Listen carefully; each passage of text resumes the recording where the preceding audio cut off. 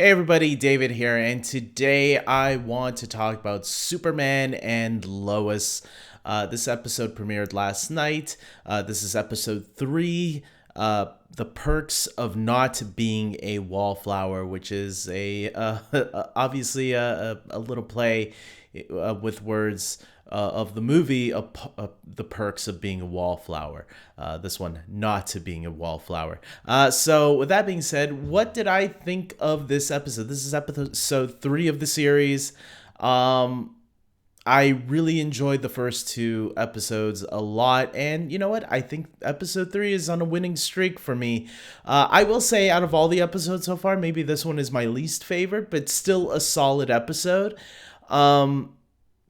I do feel some of those Smallville mannerisms sneaking in. What I mean by that is there was some drama in here. The episode kind of reminded me of Smallville because of the whole football stuff, which I'll get into.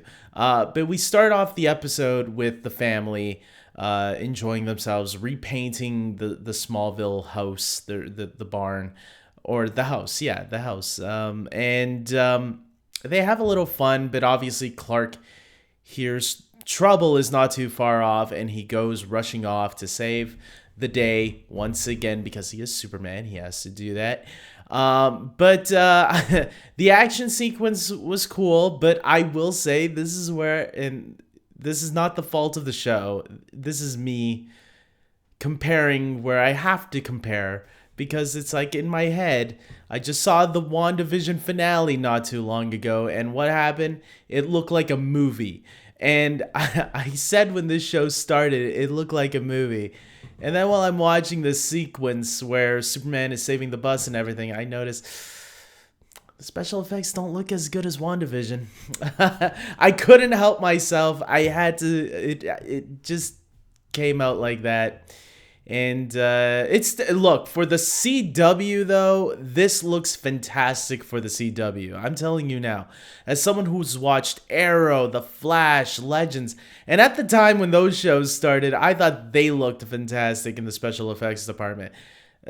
More so with Flash than it was with Arrow. Arrow was always more grounded and low budget, so they didn't really need too much effects. Flash, when it first started, I was like that, and now Superman and Lois, and now WandaVision is like Game of Thrones put them to shame too. But like I always thought it looks like I'm gonna have to view the Disney Plus shows. It's an unfair advantage. That's what I'm gonna say. So yeah, we get that action sequence, which was cool. And then later, when Clark returns, they have a little chat. So how long did you have these powers, Dad, that you could hear very good? And did you ever use them to hear something perverted or something? And Clark's like, that's a story for another time, which we later maybe find out. I guess it's connected to the story we hear from Lois later about the time where he was listening in on her conversations and she almost broke up with him because of it, and then it took him to get a whole bunch of flowers and stuff to win her back. That's when Clark realizes, okay, you know what? I'm gonna tell my boys. I'm not gonna. Oh no! Before we get to that, the reason that story gets brought up is because earlier in the episode, right after the whole saving the day thing and all that, and they ask him about his powers. Jordan and Jonathan go to school the next day, and obviously the kid who was pissed that Jordan made out with or kissed Sarah, he still wants to fight this guy, man. And Jordan, he's trying to be friends with these people later on, and you know there's still things at the end that made me go, wait a minute here. Anyways, let me get to this first. So they get into a confrontation, and Clark starts listening in on the confrontation, which makes Clark rush over to the school, but make it look like he was there. Hey everybody, everything's okay? And Jordan starts piecing things together, and so does Jonathan. And when they get back, there's this whole argument about like, Dad, how could you do this? You spied in on our conversations. And then that's when the conversation with Lois happens. So this got me wondering, man, I think, is Jordan gonna be pissy all the time in this show? I think he's an interesting character. In the beginning, I thought he could be a really interesting character, but I'm now starting to get worried if we're gonna have him get pissed at his father in every episode when his father has good intentions. And look, I'm not a father. I don't know. So maybe these are things that, kids do need to keep an eye on. But it seems more for a lesson for Clark to learn anyways in the show. And that's where I just don't know. I'm hoping it doesn't run too much where it starts to get annoying that Jordan is complaining so much. Jonathan seems a little bit more level-headed at times, but Jordan seems like, I'm just curious at how long into the show where I'm going to finally get fed up myself and be like, okay, you know what? Disown him from the family. I hope it doesn't get to that point. I hope... So far, they kind of been justifying, I guess, Jordan's ways, but there are times where I'm like looking, I don't know if he should have won that argument. Like what happens later. Jordan eventually joins the football team, and which this is the moment of the show where it reminds me of Smallville, because there were times in Smallville where Clark would join the football team, and his parents never wanted him to join. There was even an episode where Jonathan was mad at Clark for a while and didn't really... he was there just to keep an eye on Clark, and even though Clark didn't go to that extent because he didn't know about it, Jonathan was the one who was like, hey, I think you should tell Dad, or Dad's going to be a little pissed about this. And Jordan is like, nah, don't worry, man, I gotta do this. And you realize he's doing this for himself, to stand up to the bullies that were picking on him earlier in the episode, and to show them, hey, look, I can handle myself, so watch your backs. And I thought that angle was cool. I thought that was good for Jonathan Jordan to do it for himself, to show the bullies that, hey, look, I'm joining your team now, and I have what it takes, so you better not mess with me. Showing off his strength a little bit. So I thought that was cool. And then eventually he does get into it with the bully too. The bully picks Sarah's boyfriend, I guess, picks him to challenge. And Jordan does knock him down later also. I didn't like the way the coach talked to Jonathan, though, and, oh, just because you didn't tell me, I'm going to make you run laps. It's like, what? I don't know how... Look, I was never really the sports guy when I was in school, so I don't know if coaches are actually that much... I don't know if they're really that much of an asshole, but I just thought it was weird. So I don't know. Maybe that is true. Maybe, hey, you didn't tell me about this guy. Run laps. I don't know if there's anybody in school that had a coach that made them do that just for not telling them about somebody that was good at sports. Let me know. I'm curious on how tough coaches are in school. With that being said, later, also in the episode, we got Lois investigating Morgan Edge again. She meets a woman. I forgot what the woman's name is here. Let me see if I can find it quickly. Sharon Powell comes in, and she has some information for Lois at her new place. And I wanted to point this out because she was played by Jill Teed, who some people might remember as the mother of... in X-Men 2, she was not Scott, Iceman, Bobby Drake's mother. She played Bobby Drake's mother in X2. And then she also played Maggie Sawyer in Smallville, funny enough. So I thought that was a deep cut because Maggie Sawyer didn't appear that much in Smallville, but when she did, Jill Teed did play her. So that was a cool little connection. But I thought it was so Lois is investigating, and eventually she goes to this apartment where she finds somebody there, this big tall guy, and the guy tries to kill her, obviously. And we notice this guy is not only is he tall, but when Superman comes to save Lois, because Lois has the device that can call Superman, he comes in. There's a tough fight. It's not an easy fight, and we see that this guy is super strong. Like, he's taking the hits that Superman is giving him, indicating that this guy is really just as strong almost as Superman. But then Superman eventually picks up and beats the crap out of the guy. And that starts like making Lois wonder, what the hell is Morgan Edge doing using people with superpowers? Or at least super strength. What kind of super strength is this? And at first I was thinking Mirakuru from Arrow. If you guys remember Arrow season 2, if anybody watched Arrow, in season 2, there was that serum that can give people like really big strength.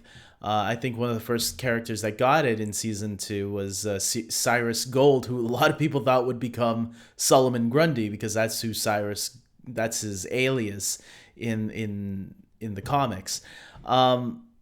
So a little bit more on that later. We go back to Jordan and Jonathan. Obviously, Clark eventually finds out that Jordan did get into football, and at first he's against it, but then after a little argument, after a little conversation with Jonathan is actually the one that convinces Clark to let him join, which I thought was, Jonathan, I wasn't sure which way he was going to go in this episode. I thought maybe he was going to playing the jealous brother. And, oh, great. First he has the powers. Now he's taking over my position in the football team. He's going to become the star quarterback or whatever. And it didn't go that way. He was supportive, and he actually convinced Clark, hey, I never seen Jordan this happy. He's actually making friends. And I thought that was Jonathan is the better brother so far, in my opinion, because he actually is supportive to his brother and wants him to be better. And he even was supporting him during the games or the practices. So you got to give that character a little bit of props there. So I did, however, I didn't like the storyline with Lana and her daughter in this episode. I'm gonna admit that was probably the weaker part of the episode for me. That Lana's daughter quit cheerleading and because she didn't want to be like her mother, she was worried about her future. That storyline was probably my least favorite. I get it. There's drama in the Lana household or the Cushing household.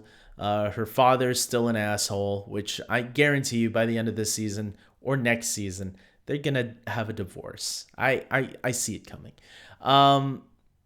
So we get a tease at the end.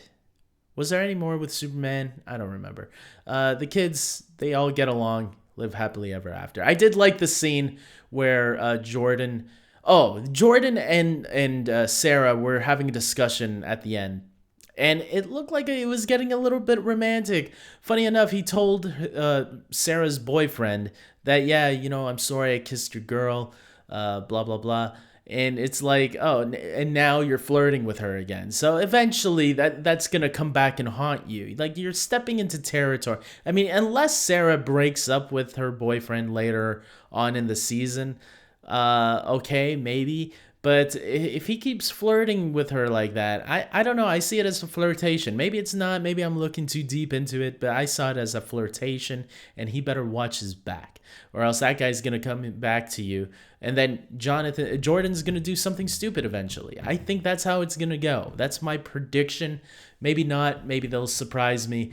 But I'm worried that Jordan's going down a dramatic path that he's not thinking clearly about. So, and then we get to a point at the end, we get a little tease where we see the guy who attacked Lois that Superman beat the crap out of.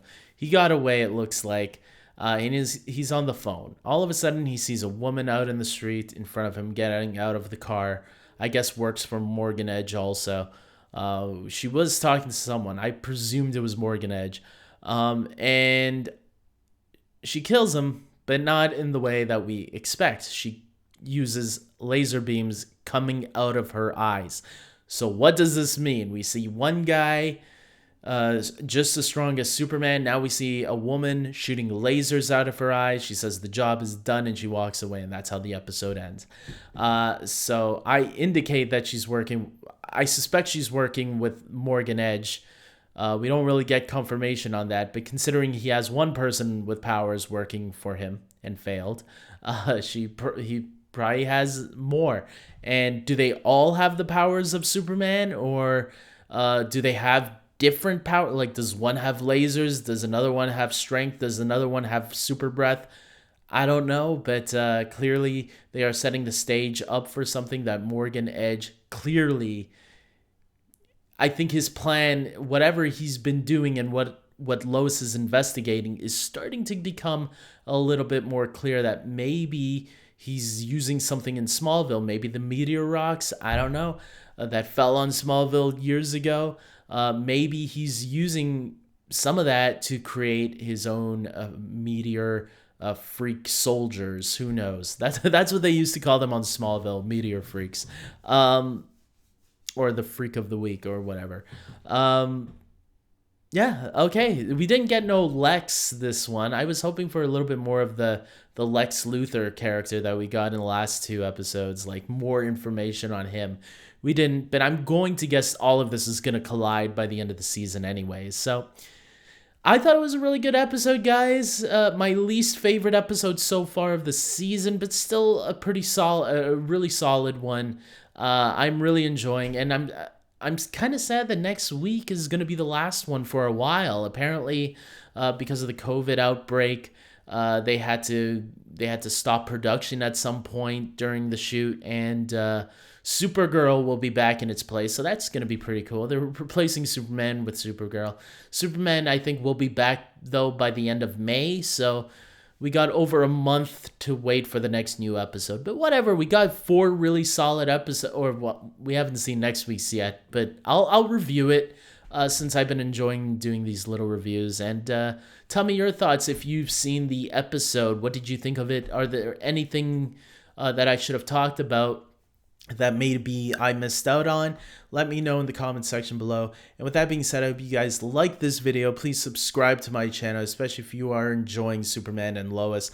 Plus, I like Marvel and other DC stuff as well as Disney and Pixar and Harry Potter and Star Wars. I love it all. Lord of the Rings. I'm like one of the biggest geeks out there. So I might not memorize every name or place exactly, but I think with the Marvel and DC stuff, I'm pretty good at. With that being said, until next time, everybody, take care.